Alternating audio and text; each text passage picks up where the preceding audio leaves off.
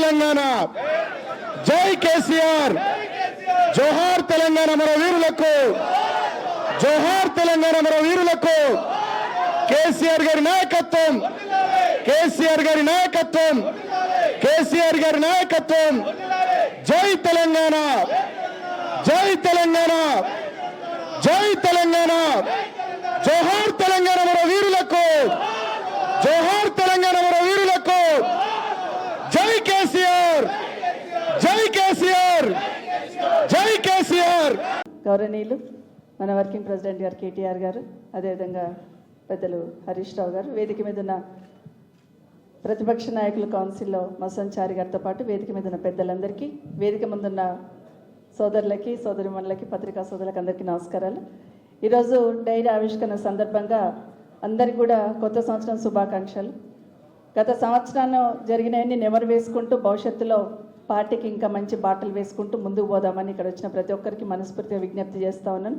కేసీఆర్ గారి నాయకత్వంలో తెలంగాణ ఉద్యమం స్టార్ట్ అయినప్పటి నుండి కేసీఆర్ గారితో 2000లో నడవలేకపోయినా ప్రతిపక్షాలు ఆ రోజు రూలింగ్ పార్టీలో ఉండి కూడా ఉద్యమాన్ని దగ్గరగా చూసిన దాన్ని నేను. ఎందుకంటే ఒక్కొక్క అడుగులో ఒక్కొక్కరు ఏ విధంగా ఇబ్బంది పడ్డారు, ఇక్కడున్న చాలామంది చైర్మన్లు పిల్లలందరూ కూడా అప్పుడు యంగ్స్టర్స్ ఏ విధంగా ఉద్యమాలు చేసేవాళ్ళు, ప్రాణాలకు తెగించి కూడా ఏ విధంగా పరిగెత్తే వాళ్ళు అనేది ఆ రోజు నేను చూశాను.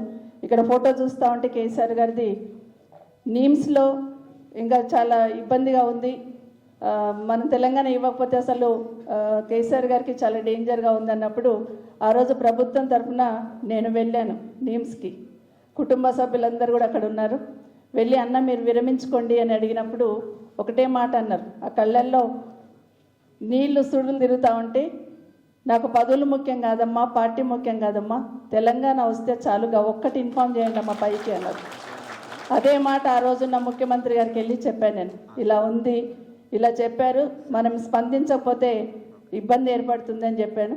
నిజంగా అవన్నీ నెమరు వేసుకుంటున్న సందర్భంలో ఎన్నో ఒడిదుడుకులు ఎదుర్కొని రాష్ట్రాన్ని సాధించుకోవడమే కాకుండా రాష్ట్రాన్ని 10 సంవత్సరాలలో సొంత ఇంటిని ఏ విధంగా అయితే ఒక్కొక్కటి సర్దుకుంటూ పోతూ ఉంటామో, సొంత ఇంటిలో కుటుంబ సభ్యులను ఏ విధంగా ఒక్కరొక్కరిని ఉమ్మడి కుటుంబం ఉంటే బాగు చేసుకుంటూ పోతామో ఆ విధంగా 10 సంవత్సరాలు కేసీఆర్ గారు తపన ఆరాటం ఈరోజు తెలంగాణ రాష్ట్రాన్ని దేశంలో మొదటి స్థానంలో నిలబెట్టిందని మాత్రం అందరం కూడా అంగీకరించాల్సిన అంశం.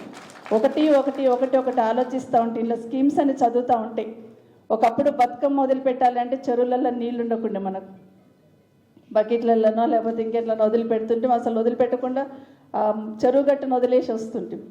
అట్లాంటిది ఒక విజన్తో చెరువులన్నీ కూడా ఎట్లా బాగు చేసుకోవాలని ఒక విజన్తో కానీ ప్రతి నీటి చుక్కను ఒడిసి పట్టుకొని వ్యవసాయానికి ఏ విధంగా అందించాలని ఆలోచన కానీ కేసీఆర్ గారు చేశారు. కాబట్టి ఈరోజు పుష్కలమైన పంటలు పండిస్తూ బాగున్న తెలంగాణని ఒక సంవత్సరం నుండి వెనకకి తిరిగి చూస్తే సంవత్సరం నుండి ఏం జరిగింది, రాష్ట్ర ప్రభుత్వం ఏం చేస్తుందని ఆలోచిస్తే ఏ మూలకు పోయినా ఏ వర్గాన్ని కదిలించినా ఎవరిని కదిలించినా కూడా కళ్ళ నుండి నీళ్లు మనసులో నుండి బాధను వెళ్ళగక్కుతున్నారు తప్పిస్తే ఈ ప్రభుత్వం బాగుంది భరోసాగా ఉన్నామని ఆలోచన మాత్రం ఒక్కరు కూడా చేయట్లేదు అనేది వాస్తవం. అదే విషయాన్ని గత సంవత్సరాలంతా కూడా ఇక్కడ చూస్తూ ఉంటే మా అక్క చెల్లెలందరూ కూర్చుంటే ఇక్కడ అందరు నాకు మొన్న హైదరాబాద్ కూర్చున్న మా హైదర్షకోట నుండి వచ్చిన మహిళా సోదరి మనలో ఏడుపు నాకు అనిపిస్తూ ఉంది. నిజంగా రోజు వాళ్ళు ఇక్కడికి వచ్చి ఒకరొకరు ఏ విధంగా బాధపడ్డారనేది చూస్తున్నాం.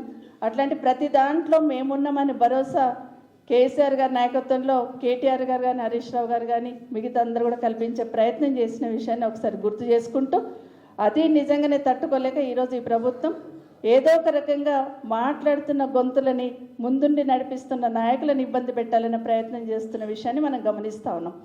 పెద్దలు ఈశ్వర్ గారు చెప్పినట్టు ఖచ్చితంగా ఎట్లాంటి ఒడిదుడుకులు వచ్చినా కూడా ఒకరొకరు ఒక కేసీఆర్ లాగా తయారై ఖచ్చితంగా ఈ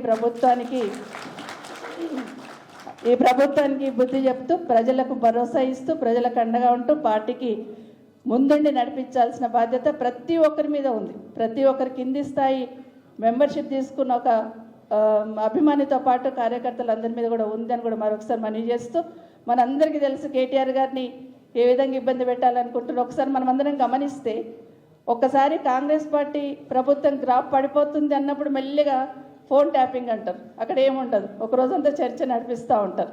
ఎక్కడైనా ఇబ్బంది అవుతుంది ప్రభుత్వానికి అన్నప్పుడు కాళేశ్వరం అని తీసుకొస్తూ ఉంటారు. ఏదో ఒక రకంగా డైవర్ట్ చేయాలి, డైవర్షన్ పాలిటిక్స్ అనేది మనం కాదు, కింద గ్రామీణ ప్రాంతాలలో పెద్దమ్మలు మాట్లాడుతున్నారు. ఒకటి మాట్లాడుతుంటే ఇంకోటి తీసుకొచ్చి పెడతాడు ఈయన అని చెప్పి ఏదైనా చదువుకోలేని పెద్దమ్మలు కూడా తిడుతున్న విషయాన్ని మనం గమనిస్తూ ఉన్నాం. ఏదో ఒక రకంగా డైవర్ట్ చేయాలనే ప్రయత్నం. మొన్నైతే రైతు భరోసాకు సంబంధించి ప్రశ్నిస్తారని ఒకే ఒక దాన్ని డైవర్ట్ చేయడానికి కేటీఆర్ గారి కేసులు కూడా ముందు తీసుకొచ్చిన విషయాన్ని మనం గమనిస్తూ ఉన్నాం. మనందరికీ తెలుసు ఆ కేసులో ఏమీ లేదని. నా మనవాడు 10 years ఉంటాడు. వాడు నిన్న టీవీలో చూస్తూ కేటీఆర్ గారి గురించి చూస్తున్నప్పుడు ఎందుకు అరెస్ట్ చేస్తారు నాని అని అడిగాడు.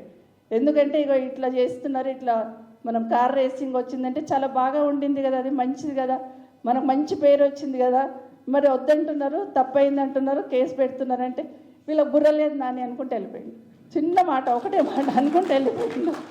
ఎంత మంచి పేరు వచ్చింది కదా, ఎక్కడో చూస్తాము, వీళ్ళ బుర్ర లేదు అనుకుంటే వెళ్ళిపోయింది. అంటే ఒకటి మాత్రం, రాష్ట్ర ప్రతిష్ట ఏ విధంగా పెరిగింది, రాష్ట్రానికి ఏ విధంగా ఆదాయం వచ్చిందనేది ఆలోచించకుండా అసలు ఎక్కడ నష్టం జరిగిందని కూడా వాళ్ళకే తెలియదు. కానీ కేటీఆర్ గారిని ఇబ్బంది పెట్టాలి ఒకటే ప్రయత్నం చేస్తుండ్రు. ఆ విధంగా ప్రతి ఒక్కరి మానసిక స్థైర్యం దెబ్బతీయాలని ప్రయత్నం చేస్తుండ్రు. కాబట్టి ఇంకా మొండిగా, ఇంకా ధైర్యంతో ముందు పోయి మన పార్టీని మళ్ళీ అధికారంలోకి తీసుకొచ్చి ఈ రాష్ట్రానికి కేసీఆర్ గారి నాయకత్వమే శ్రీరామ రక్ష అనే దిశగా ప్రయత్నం చేద్దామని తెలియజేసుకుంటూ జై తెలంగాణ, జై కేసీఆర్.